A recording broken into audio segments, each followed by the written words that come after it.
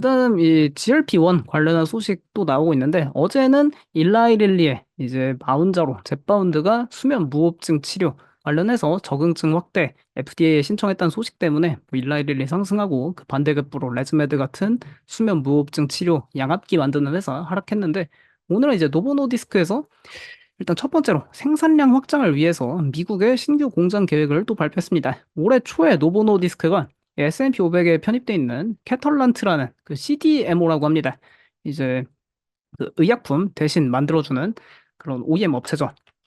캐털란트 공장 3곳 110억 달러에 인수했다는 소식 올해 초에 있으면서 노보노디스크가 생산량 확장에 엄청 열을 올리는 모습 보여줬는데 오늘 또 이렇게 미국 노스캐롤라이나 이쪽 지역에 신규 공장 41억 달러 규모의 투자를 발표했습니다. 이게 2027년에서 2029년 사이에 완공될 예정이라 하는데 완공되면은 미국에서만 생산 능력 또 2배 확장될 예정이라고 하니까 어마어마한 그 수요를 현재 준비하는 모습이고요.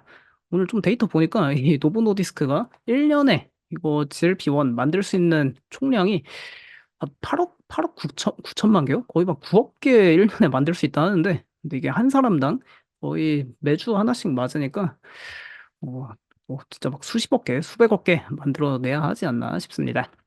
근데 노보노디스크도 투자하는데 일라이 릴리 역시 지난달에 뭐 53억 달러 규모 이제 또 미국에 생산 공장 새로 짓겠다 그런 투자 발표하기도 했고 결국 이렇게 뭐 노보노디스크나 일라이 릴리나 관련해서 생산 시설 계속 늘리는 데에는 시장 규모가 엄청나게 성장할 것으로 전망되기 때문인데 골드만삭스에서는 실제로 지난달 말 이번 달 초에 이제 2030년 골드만삭스에서 제시하는 이 비만 치료제 GLP-1 치료제 시장 전망치가 기존 이 1,000억 달러에서 1,300억 달러로 약 30% 상향 조정할 정도로 시장이 생각보다도 더 급성장하고 있다. 그런 이야기하니까 생산 확장하면은 결국 뭐 수요가 있겠죠.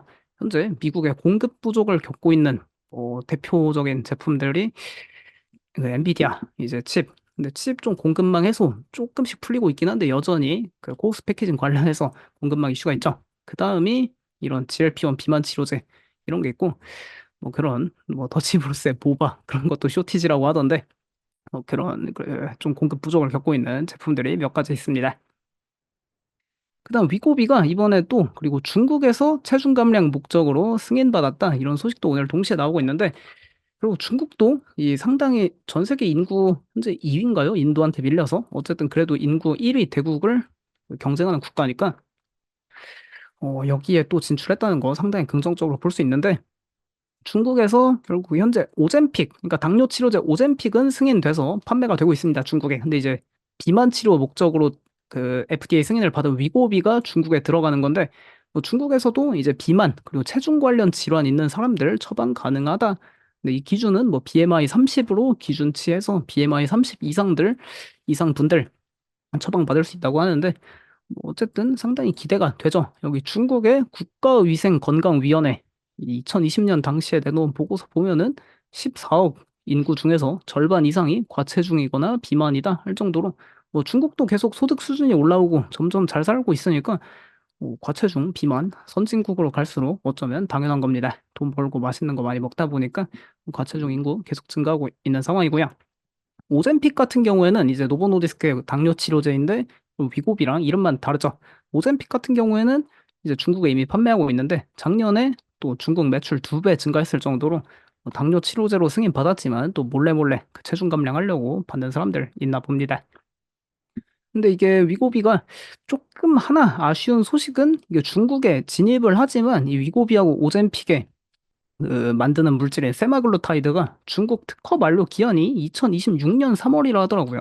그러니까 이번에 진출해도 한 2년을 그 넘게 팔지는 못하는 상황입니다. 뭐 계속 판매는 하지만 이제 2026년부터는 중국의 또 그 바이오 시밀러 기업들이 이제 따라 만들어서 시장에 판매를 시작하니까 이제 조금 그때부터는 경쟁이 생길 수도 있겠고요. 중국 시장에선. 근데 그래도 뭐 위고비, 오젬픽, 다 유럽이랑 일본에서는 위고비 2031년, 2032년 이렇게 각각 특허 만료 예정돼 있으니까 2030년까지는 특허 만료될 가능성이 거의 아니, 그 특허 만료될 가능성이 아니라 뭐 매출이 그렇게 크게 감소할 가능성은 거의 없지 않나 싶습니다.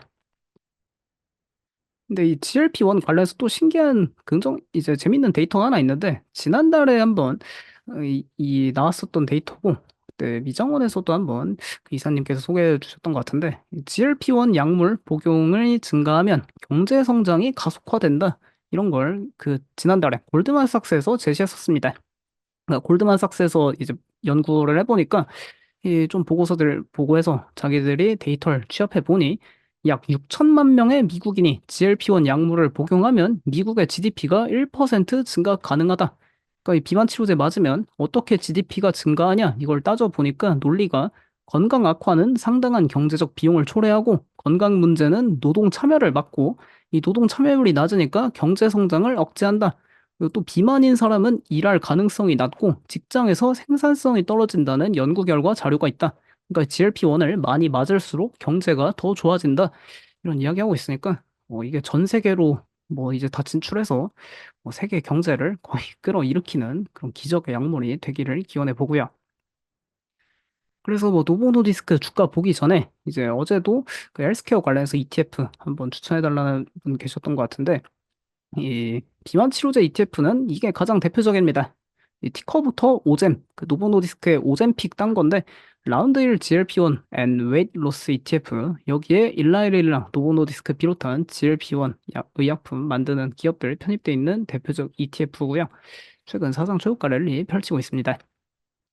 오젬 ETF 주요 구성 종목 살펴보셔도 일라이릴이랑 노보노디스크 합쳐서 약 40% 차지하고 있고 뭐 지난주였던 것 같은데 지난주 금요일? 어제? 이제 질랜드 파마 유럽의 질랜드 파마도 GLP-1 긍정적 데이터 나왔다.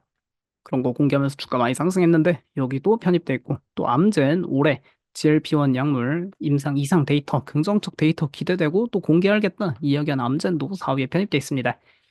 뭐 GLP-1 계열 약물 제조사들로 구성돼 있다는 게 특징인데 좀 흥미로운 게 여기 이 오젬 ETF 맨 밑에 한국 기업이 있더라고요. KS 있는 한미팜에서 이거 한미약품인가요? 한미약품이 비만 치료제 하는지는 저는 잘 모르겠는데 어쨌든 뭐 이런 한국 기업도 편입돼 있었습니다.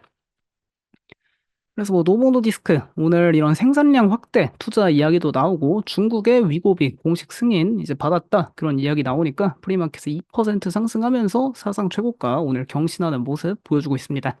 최근에 일라이릴리가 좀 더 뭐 좋은 모습 보여줬던 것 같은데 노보노디스크 오늘 뭐 이런 좋은 소식으로 일라이릴리하고 조금 같이 열심히 같이 가기를 기원해 보겠고요. 그리고 노보노디스크, 일라이릴리 이런 GLP-1 의약품 기업들 잘 나갈 때 같이 항상 잘 나가는 기업이 있는데 어쩌면 이제 최대 수혜 기업입니다. 이 맥케손.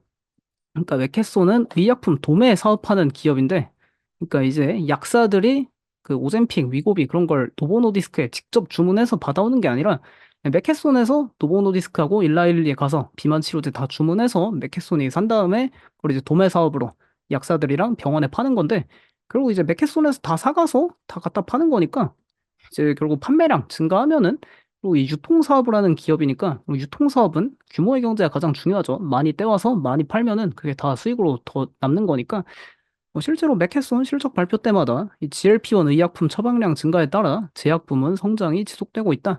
GLP-1 생산량 증가에 따라 앞으로 성장 계속 기대될 기업이 아닌가 싶습니다. 이런 것도 관심 있으신 분들 한번 같이 보시면 될 것 같고요.